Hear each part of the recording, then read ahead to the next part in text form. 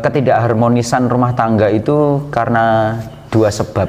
Apa itu? Sebab yang pertama karena memilih orang yang salah, kemudian sebab yang kedua karena cara mencintainya yang salah. Masya Allah, Masya Allah. Itu katanya sih seperti itu. Makanya yang pertama kita memilih jangan hanya karena selera mata, tapi harus kemudian kita punya kriteria yang didasari atas dasar ilmu, supaya kita ketika memilih itu benar-benar pakai pertimbangan ilmu, bukan hanya sekedar selera mata gitu, cocok, ini tidak cocok kan gitu.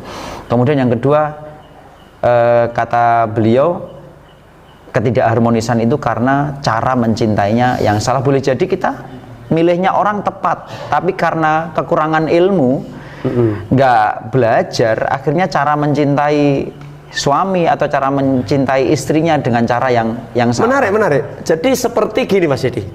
Di satu masjid kami menyampaikan tentang kewajiban seorang istri berbakti kepada suami. Nah, akhirnya ada yang protes, telepon saya, Ustadz, tolonglah kalau ngaji yang adil katanya. Yang adil gimana? Istri itu bukan pembantu katanya. Waduh. Adil menurut mereka itu selera ya. Jadi ibu-ibu ini gak terima kalau saya bilang harus taat kepada suami. Loh, saya ini wanita karir Ustadz. Bahkan saya mulai dari menikah sampai sekarang gak pernah masakin suami saya. Karena profesi saya ini profesi yang dibutuhkan banyak orang.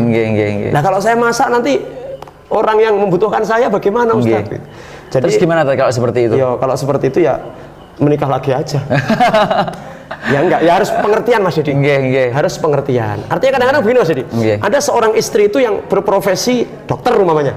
Dia seorang dokter spesialis yang dibutuhkan orang banyak, di rumah sakit itu hanya satu orang. Betul. Seorang istri. Spesialis kandungan biasanya. Iya. Perempuan kan jarang, Spesialis kandungan perempuan kan jarang. Dia dibutuhkan pasien, suaminya membutuhkan. Mana yang dipilih? Tolong segera ke rumah sakit karena ada bayi yang gandulan usus. Minta izin suaminya dulu. Kata suami, tidak boleh, masak dulu untuk saya. Wah, itu suaminya harus pengertian. Makanya ibu-ibu bersyukurlah jenengan yang nganggur. Iya.